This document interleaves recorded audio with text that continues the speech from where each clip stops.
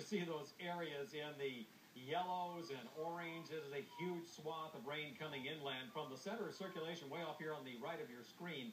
And we're going to zoom in on that and show you that center of circulation is about 350 miles from Washington. It's way out here. But you can see in the very last update, the sunlight now is out. This is a visible satellite image, and you can see the center of circulation right here. It has a little bit of an eye right there.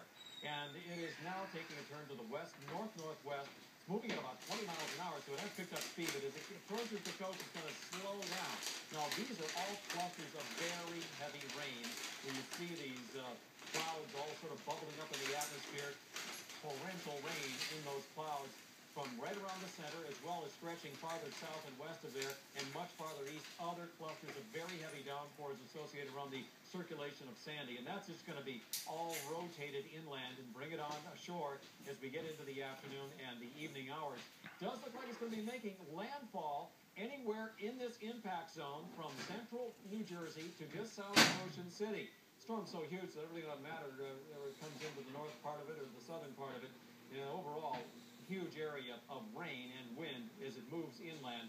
Could still be packing winds at 75 miles an hour by Tuesday at 2 a.m., and this is going to be its position by then. And even this far inland up into Pennsylvania may still have some gusts by 2 p.m. tomorrow afternoon to 60 miles an hour. But the strongest gusts for us are going to be this evening into the pre-dawn hours on Tuesday. And right now, looking at the Storm Team 4 radar, targeting these bands of moderate to heavy rain. This is the intensity scale here. Whenever you see it in the oranges and reds, that's where we have the heaviest rains. And you can see we got several bands moving in right off of the Atlantic seaboard. And there's that snow.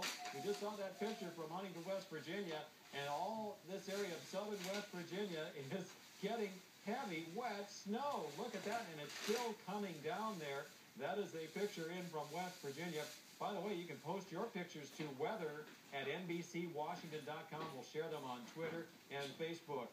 That's weather at NBCWashington.com. Well, the heavy rain bands continue to move into the Washington area. Right now, getting that moderate to heavy rain. Again, here's the intensity scale. We're sort of right into the moderate to heavy zone now. These areas in these orange zones from all across the district are eastern suburbs in Prince George's County, stretching down into eastern Charles County, and extreme southeastern Montgomery County getting some heavy rain, as is a lot of Howard County now getting some of this heavy rain. And again, these bands are slowly creeping east. Unfortunately, they're not moving very fast, so they're just sort of creeping along and unloading a lot of rain as they move along. Already here on the western shores of the bay, Anne Arundel County, Calvert County, under a flash flood warning there because they've already had 2 to 3 inches of rain here just this morning. And it's going to be raining at maybe an inch or so an hour now for the rest of the afternoon, off and on, all the way into the evening hours. So there's a look at National Airport. You can see the rain coming down there. Visibility still not too bad. It's 52 chilly degrees, as Megan was said. It is cold. You don't want to be outside in this.